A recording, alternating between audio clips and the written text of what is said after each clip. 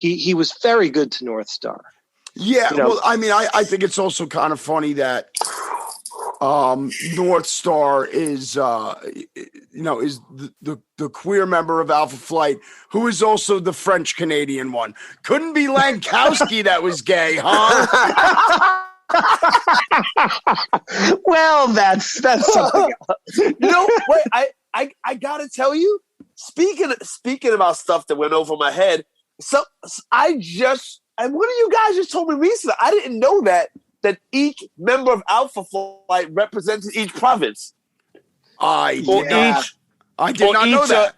Or each set, yeah. So you had because they have a large Saskatchewan, a large native community. Yeah, they have the French, and each. I didn't know it represented each group.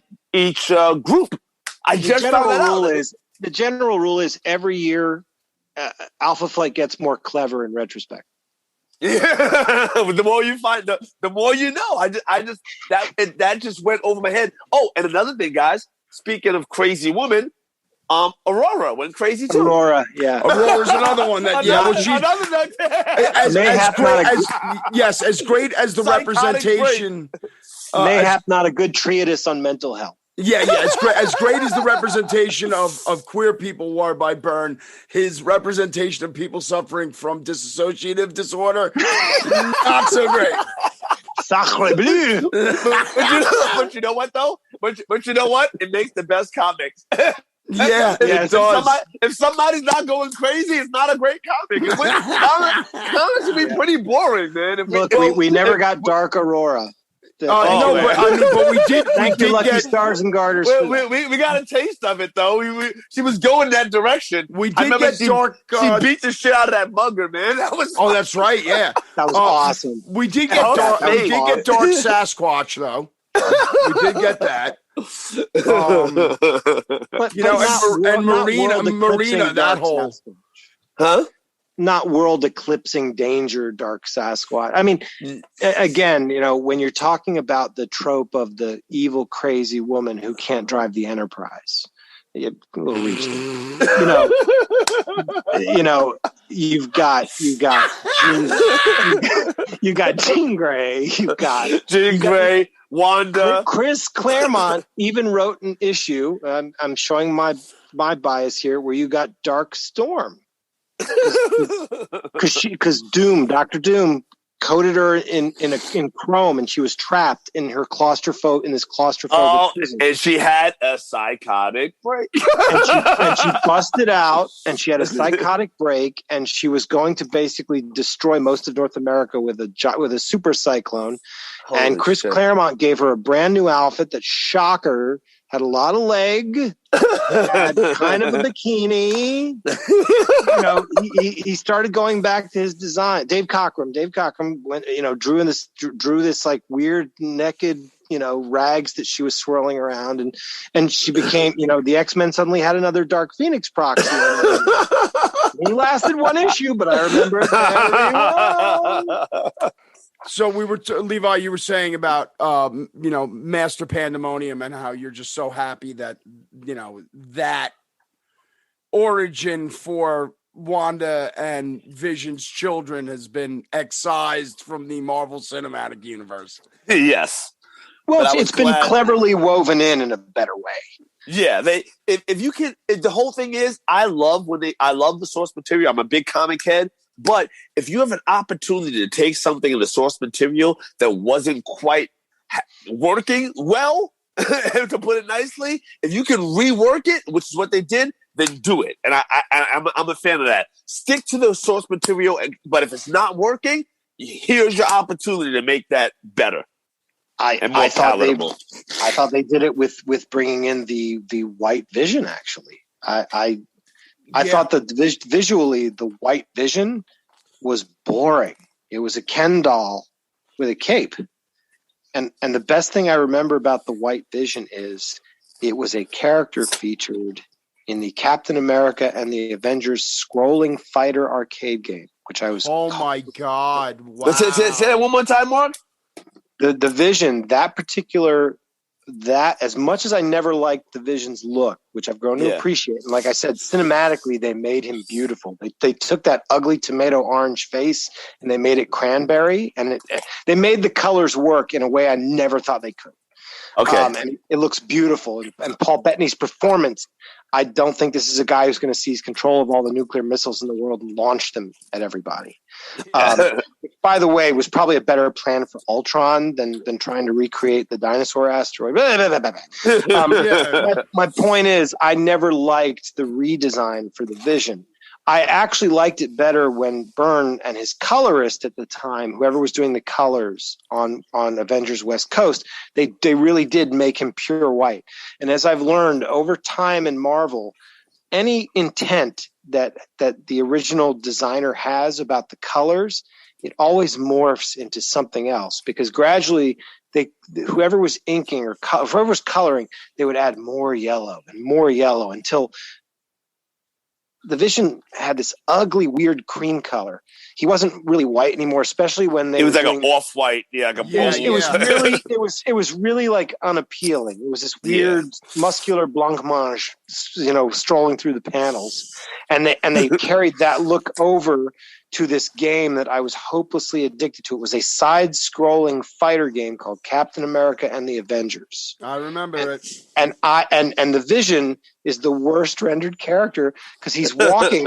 He's walking and his hips are leading, so he's kind of walking at a backward slant, and his arms are crossed, and he never uncrosses his arms no matter what he's doing. I forgot about that. I would never play him. I would play Iron Man and I would play Captain America and fuck Hawkeye. I never played Hawkeye. I love that fucking game. I probably put a small college tuition of quarters into that game. That's the version of Vision that made it into media other than the comics. Was that white version of Vision. And then he just kind of became this nameless thing in the Steve Epting drawn run of the Avengers when the coolest thing they could think to do was give the Avengers matching brown jackets. Yeah. I forgot about that. It was towards the end. It was the 90s. Yeah, and the thing is Epting's work on Captain America Winter Soldier is so good. His art really developed. But I remember that, when the Avengers were all wearing that's not a good era. Nothing was popping. I hate to say it. It's like it's not that I like the jacket on Black Knight. That's it. Yeah, and that looked cool. It's not that Buscema's art wasn't great at the end of his career, but the squad that the Avengers had at that time was. I didn't like Dr. Druid on the team either. Well, that always irked me. There was a Dr. point. Druid is a character that just shouldn't exist. Sorry. I'm like, why do we have this guy who got like I never liked him visually, and I just never liked him on the team. It was weird. Sorry. That was that was the 90s. That was the beginning of the end. And honestly, things were so bland. That's when you have a Liefeld and a McFarlane and this dazzling energy. Those books had no fucking energy. Those books had no fucking energy. Zip. They kind of quickly upticked when they got Andy Kubert to draw it, but not really, because he was doing a Jim Lee riff because Jim Lee had already hit the scene. Yeah. But that was the beginning of the end for that. So then when I truly started to appreciate the Vision was when Kurt Busiek and George Perez started their run. They did wonderful things with Carol. They did wonderful things with the Vision. Perez drew the Vision. He gave him a more angular face. He gave him some personality from just this round. Perez always drew him. Yes, go ahead. More gaunt. Yes, very similar. But it gave him a personality. Yeah, very similar to the way that it wasn't flat. That Buscema originally drew him. He's yes, thin, and he's supposed to be a Vision. He's an apparition. He's he's supposed to look kind of. And he got his original colors back, and for the first time, I liked it. Again, the Busiek run is probably my highest point for me, for my Avengers read. because he just did beautiful, wonderful character work. He made the fucking 3D man work, Triathlon. It was an interesting conundrum. It was an interesting addition. People hated it, but I was like, but this guy's kind of he kind of did his own version of the earlier thing where the Falcon got foisted on the team and Hawkeye has a shit fit. But he did it in his own. That. He did it in his own inimitable style, and he was doing all sorts of different stories. And then he did Ultron Unlimited, and it was gorgeous, just beautiful writing, beautiful art. And that's when I truly got an appreciation for the Vision. But the appreciation I had was not Vision, the husband of the Scarlet Witch, who was just kind of this weird character. He was this guy who was trying to rebuild his life. He said, "Oh, Carol, I like strong women. Can we go out on a date?" They never really did anything with that. They went out on a nice date once, but they never really followed through on it. But he's like, he was trying to learn how to live again as a better, as his own guy too, right? And that's what they've set up now with this new Vision, who they've also made really visually gorgeous. They gave him those crystal blue eyes and the textures on him. Yeah. It's so good. It's so fucking good. And that Theseus's ship. That was my best moment. Never seen a great superhero fight like that. Never seen that. Was my favorite moment of the whole show. It was just so deep and just so thought provoking and just because you always wait for that, right? In every good sci-fi that has any kind of artificial intelligence, right? It always supposed to drive home that point, like what makes being human, And so that whole conversation, it was perfect. It just really it elevated the whole show. And I remember I heard one guy, he goes on these rants. He goes on these pro DC, anti Marvel rants, and sometimes most of the time so ridiculous, man. I'm a comic book fan.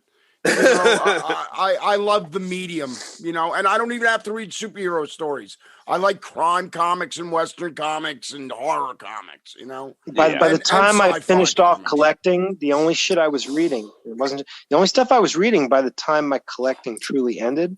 I was reading Why the Last Man, Fables, and like one or two other types, Sandman at that point. I finally sat down and was able to read Sandman because I was finally in a place where I didn't have to hear people not shutting the fuck up about Sandman. So I could finally enjoy it on my own terms without having to fucking hear it. So, but this guy was going off on a rant, Levi, and what was he? Oh yeah, he was going off rant, and he was saying that he's like, oh, after watch, he gets backhanded compliments, whatever. He's like, oh, after watching such a great season and such a great build up, I can't believe the last episode just devolved into a slugfest. I go, what the fuck are you talking about? The actual fist fighting only it was so short, and it doesn't matter how a scene starts. It doesn't matter how a movie starts and how it ends. It devolved into a slugfest. This I'm like, coming from a fan of the DC universe movies, but exactly. Yeah, see, that's almost Trumpian in its projection. And especially because of that Theseus scene. So it doesn't matter. I don't care if they destroyed half of which they didn't. It was such a short fight anyway.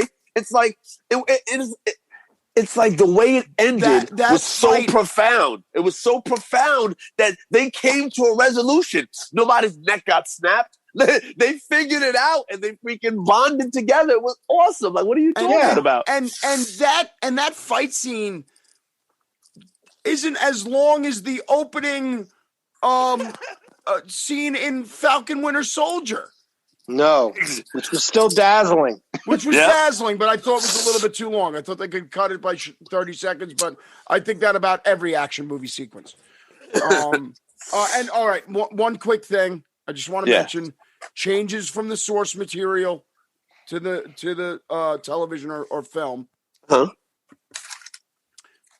Since when is Sam Wilson Harlem, New York native from fucking Louisiana? Yeah, they Bubba Gumped him. What? What? And I don't know. You know what though? I don't mind that so much. Because we already had Luke Cage, so they're not. Yes, and I feel like at some point in Marvel's offices, if there's a black character, he has to come from Harlem, so we can get off. We can get off that bullshit. Hey, Christmas. If there's a Puerto Rican character, Pat,